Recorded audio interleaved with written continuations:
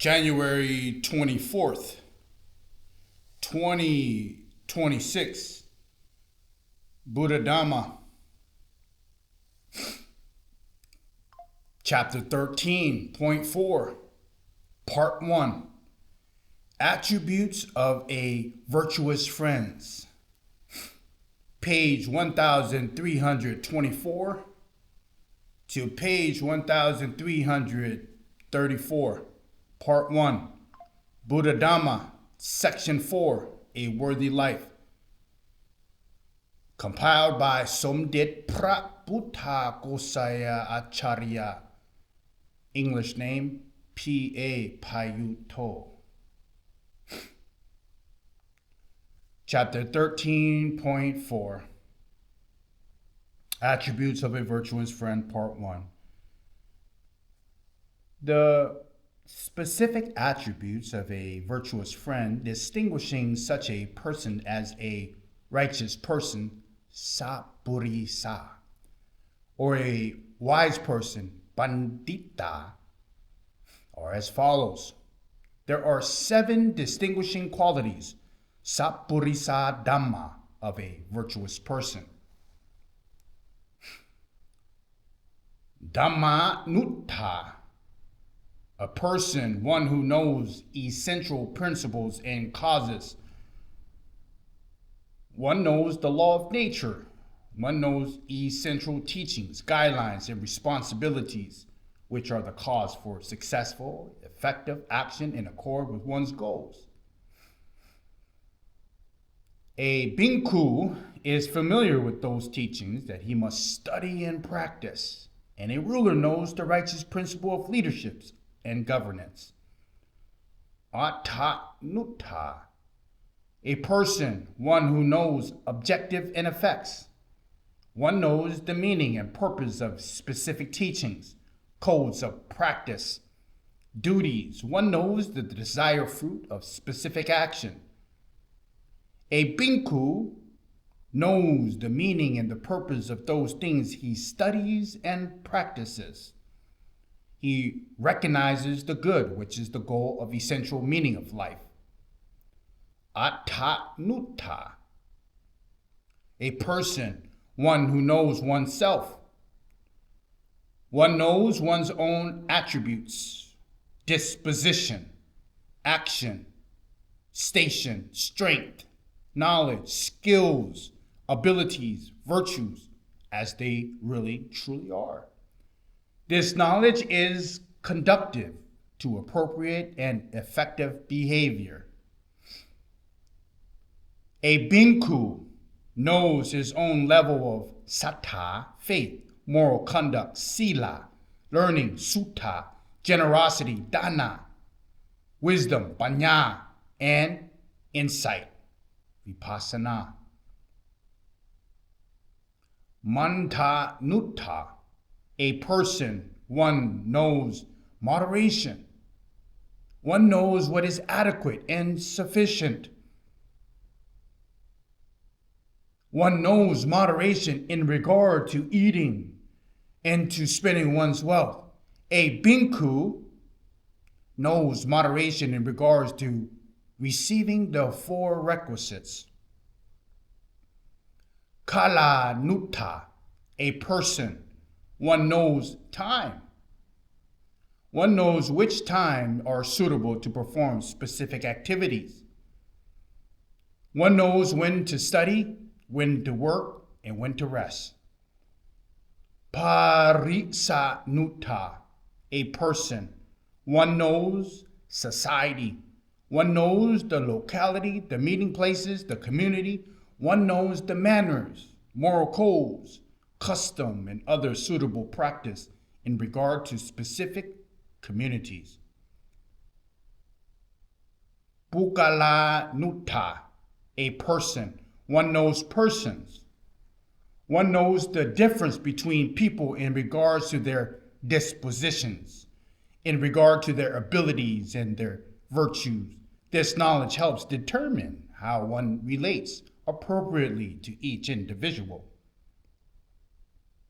One knows whether one should associate with someone or not. One knows how to deal with, employ, praise, criticize, and teach others in an effective way.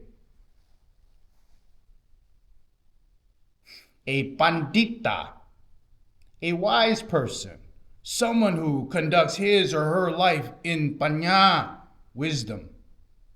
There are many ways in which Gautama Buddha, describes such a person's attributes. Bhikkhu, monks, by his deeds a fool is marked. By his deeds a wise man is marked. Both are revealed clearly by the way of their actions. By three things the fool can be known: by bad conduct of body, by bad conduct of speech, and by bad conduct of mind. By three things the wise can be known: by good conduct of body, by good conduct of speech, and by good conduct of mind. Monks, bhikkhus, there are three characteristics of a fool, signs of a fool, ways of behaving of a fool. What three? He is a fool. It's one who thinks bad thoughts, speaks bad words, and does bad deeds. Bhikkhus, monks, by three things a wise person can be known. He poses an issue with due consideration. He solves an issue with due consideration. And whenever another person solves an issue with due consideration, with gentle and well-spoken words, reasonable to the point, he expresses the light. Bhikkhus, monks, there are two kinds of fools: he who shoulders a burden that does not befall him, and he who shirks a burden that befalls him. Monks, bhikkhus, there are two kinds of wise person: he who shoulders a burden that befalls him, and he who takes not up one that does not befall him. A foolish bhikkhu, a foolish monk, desires undue praise, distinctions from other monks, authority in the monasteries, and honor among families. Let both laymen and monks think that only by myself was this deed accomplished. In every work, great or small, let him be subject to me. Such is the ambition of the fool. His envy and pride only accumulate. The good are unattached to all conditions. The righteous do not speak with desire for sense pleasure. Whether affected by pleasure or pain, the wise show neither elation nor dejection. Neither the sake for himself nor for the sake of another does a sage do anything wrong. He desires not a son, he desires not wealth, he desires not kingdom, nor personal success by unjust means. He is virtuous, wise, and upright. Whether he is shown honor or not, his concentration is unshakable. He abides vigilant and alert. Such a person meditates consistently and makes consistent effort, vidya. He possesses insight with subtle understanding, delighting in the destruction of upatana, clinging. They call him a superior man. Irregator channel waters, irrigator channel water, fletchers straighten arrows, woodworkers craft wood, the wise train themselves only. Swans, cranes, and peacocks, elephants, and spotted deer, all are frightened by the lion, regardless of their own body size. In the same way, among human beings, a young person endowed with panya, wisdom, considered great, not the fool with a well-built body. A man of little learning grows old like an ox. His muscles develop, but his wisdom does not. Not as one is not named an elder merely because one's hair is gray. Ripe is in age, yet old in vain he is called. One possesses of truth, rectitude, harmlessness, self-mastery, and restraint. Indeed is a sage, purged of impurities. He is indeed called an elder. Dara. Small streams flow noisily. Great waters flow silently. The hollow resounds while in full is still. A fool is like a half-filled pot. The wise person is like a lake full of water.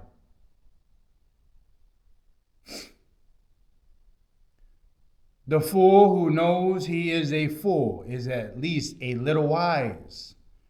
The fool who thinks that he is wise is called a fool indeed. Whichever meeting a void of good people is not called a council. Whoever does not speak truth is not among the righteous.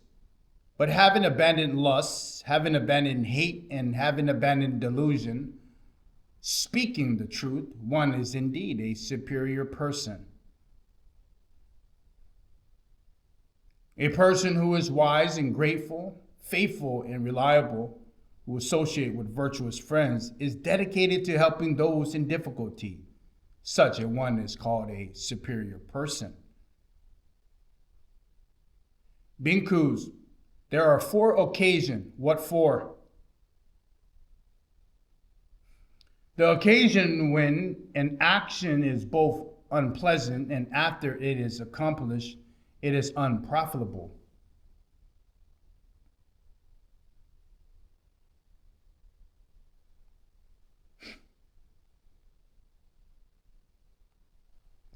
The occasion when an action is unpleasant, but after it is accomplished, it is beneficial. The occasion when an action is pleasant, but after it's accomplished, it is unprofitable. The occasion when an action is both pleasant and after it is accomplished, it is beneficial. It's good to note that it's always in pairs of either positive or negative indifference. Of these occasions, in the case when an action is both unpleasant and unprofitable, one deems actions inadvisable for 2 reasons. For it is both unpleasant and unprofitable. In a case when an action is unpleasant, both beneficial, one may know who is a fool and who is wise in the matter of personal strength, effort, and perseverance. For the fool has no such consideration as this, though this is an occasion when action is unpleasant, yet when it is accomplished, it is beneficial. Accordingly, he does not act, and his inaction brings him loss. But the wise man considers, through this is an occasion when action is unpleasant, yet when it is accomplished, it is beneficial. Accordingly, he acts, and the result is to his profit. In a case when an action is pleasant but unprofitable, one may know who is a fool and who is the wise in the matter of personal strength, effort, and perseverance. For the fool does not consider thus. Do this act is unpleasant, yet it brings loss. Accordingly, he acts, as result is loss. Whereas the wise man reflects, do this act is pleasant, yet it results, brings loss. He therefore acts not, and the result is to his profit. In the case when an action is both pleasant and beneficial, one deems action inadvisable for 2 reasons. For both it is pleasant and beneficial.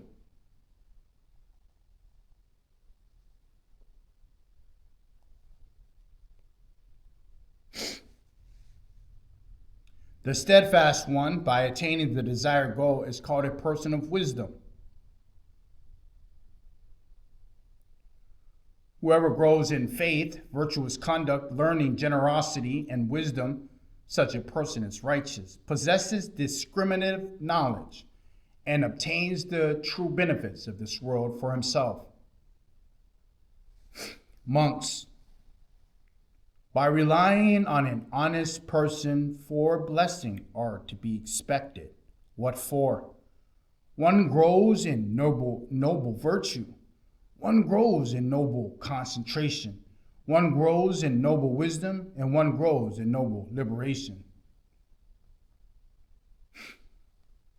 Here, Binku, he in this world who is wise, of great wisdom, thinks not to harm himself, thinks not to harm others, thinks not to harm both alike. Rather, he thinks of those things beneficial to himself, thinks of those things beneficial to others, thinks of those things beneficial to both alike. Indeed, he thinks of those things beneficial to the whole world. In this manner is one called a wise person of great wisdom. When a bhikkhu, a superior man, is both born into a family, he exists for the good, welfare, and happiness of many people. It is for the good, welfare, and the happiness of his parents, of his wife, of his children, of his dependents, of his workers, and of his servants, of his friends and colleagues, of his ancestors, of the king, of the devatas, the ascetics, and the Brahmins. This is similar to how a great rain cloud brings all crops to grow and exist for the good, welfare, and happiness of many people. In the case that someone associate with such wise and virtuous persons, or else this person initiates the sharing of knowledge of goodness with others, he or she is referred to as a virtuous friend. A virtuous friend endeavors right understanding and wholesome faith in others by teaching, by advising, by imparting knowledge. He or she acts with kindness and compassion, helping to cultivate samadhi, right view, and correct practice in others. Besides the distinctive attributes of a wise person outlined in the quotations above, it is possible to describe a virtuous friend, someone who should be sought out and associated with.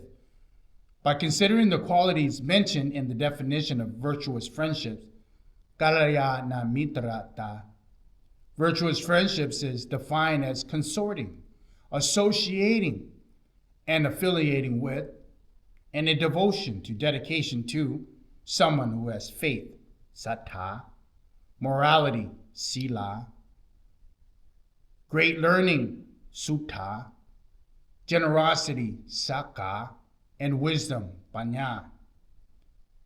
In some passages, only 4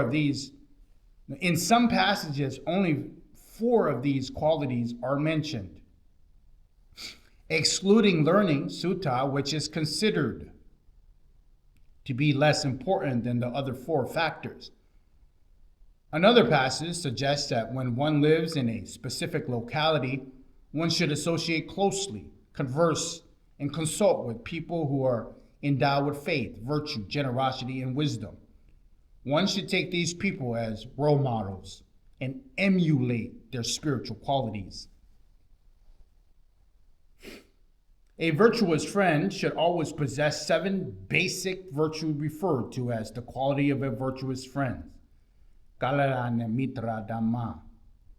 Piyo, endearing, the ability to access another heart, create sense of intimacy and confidentiality, and make it easy for students to ask questions. Karu, vulnerable, acting appropriately in regard to one's status as a teacher, creating a feeling of ease and reliability and safety. Pawatniyo, inspiring, being highly intelligent, having true knowledge and consistently training and improving oneself. praiseworthy and exemplary, being spoken about and thought of by one's disciples with inspirations, confidence, and delight. Wata, effected at speaking, being a skillful speaker, good counselor, able to explain things so that others understand, and aware of what and how to speak in specific circumstances, giving skillful advice and admonishment.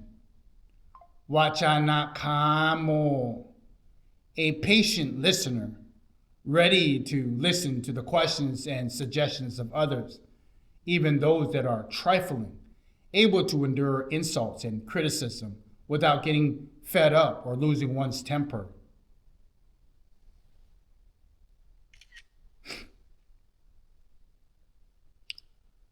Gambiri rancha katam kata, able to expound a profound subject, able to teach and explain complex, profound matters so that others understand. No cha kane na yo jaye, not spurring up to the useless end, not encountering one to follow harmful or inappropriate ways. In the Pali Canon, in the Tipitaka, the term vacha na kamo refers to someone who can endure the blame and criticisms of others and is prepared to modify and improve himself. Venerable Sariputra is praised as a person of those people endowed with this virtue. The commentaries explains how some people are able to admonish others, but as soon as they themselves receive admonishment, they become angry. Sariputra, however, was able to both admonish others and to humbly receive admonishment.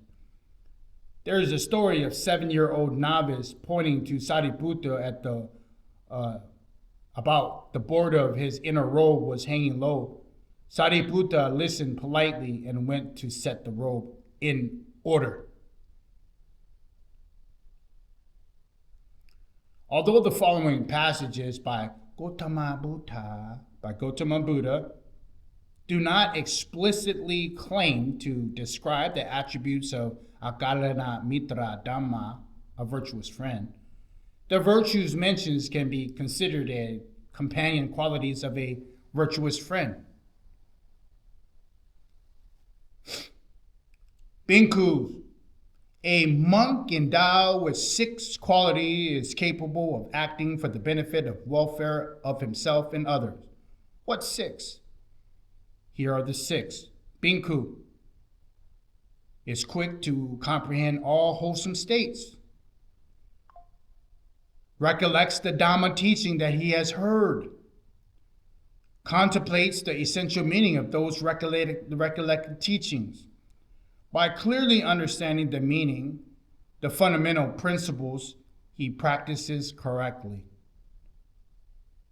Has pleasing and lovingly speech, consisting of sophisticated, articulate, and lucid language, enabling the listener to clearly understand the gist of the subject.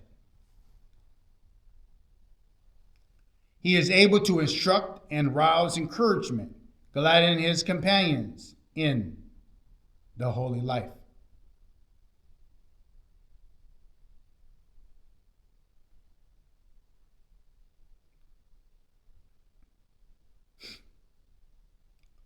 There are, O bhikkhus, 3 types of persons found in the world. What are the 3? There is one who should not be associated with, consorted with, or approached. One who should be associated with, consorted with, and approached.